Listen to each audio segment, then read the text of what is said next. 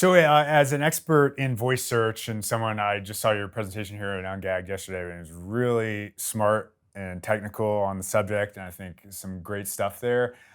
But on a macro level, I think voice search can be overwhelming for some people. It's a little bit of a black box. Like from all the research you've done, how would you suggest people optimize for voice search?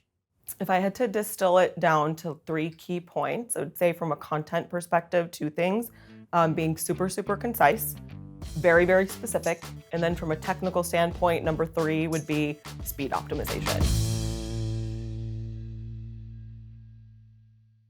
The time is of the essence when it comes to mobile and voice search. And as mentioned in that session yesterday, that Google voice search case study, Google engineers who work on that voice search framework specifically called out that they actually might sacrifice other quality factors for speed when it comes to ranking voice search and mobile search results.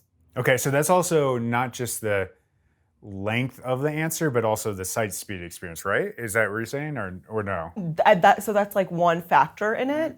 There's a few contributing factors to this latency quality metric that they've defined for voice search. And it starts from the time the person is done submitting their voice search query. So after you speak and submit your query, the time that ends all the way up until your result appears on your mobile phone.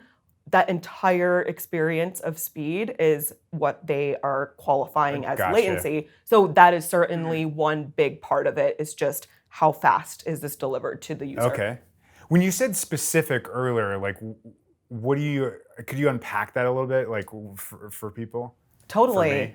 I think it depends really on the type of products and services you're offering. And it really comes down to understanding what you're actually offering at a very, very, very hyper-specific level. So if you're able to answer anywhere from broad general questions that the user might be asking to even the most specific thing about a feature of a product or different sorts of technical specs about a product or service that you're offering, having that there and structured well will help deliver that, again, faster. Okay. And to the right people. And we know with voice search too, people tend to search long tail. So those long tail queries tend to be more specific. And if you have all those details, readily available and served in a very, again, concise way, so concise and very targeted, Gotcha. kind of like a really good balance of those two, you'll get to the user, the right user, in a much more efficient way. That makes sense.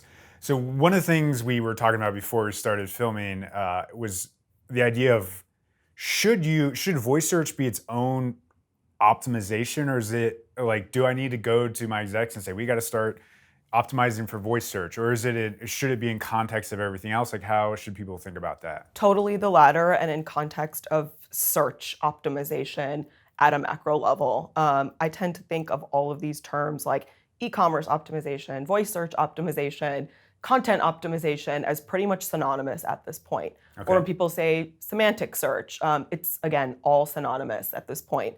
So the way that you optimize for search is pretty much agnostic to the type of device if you're doing it right. Okay. So speed, again, the specific and very targeted and concise content structure, having a great information architecture, all of those things lend to not only a great mobile and voice experience, they're gonna by default lend to an overall positive experience for the user. Awesome. Well, yeah, this is great. If anyone has any other thoughts on voice search, we'd love to hear them in the comments. And thanks for watching.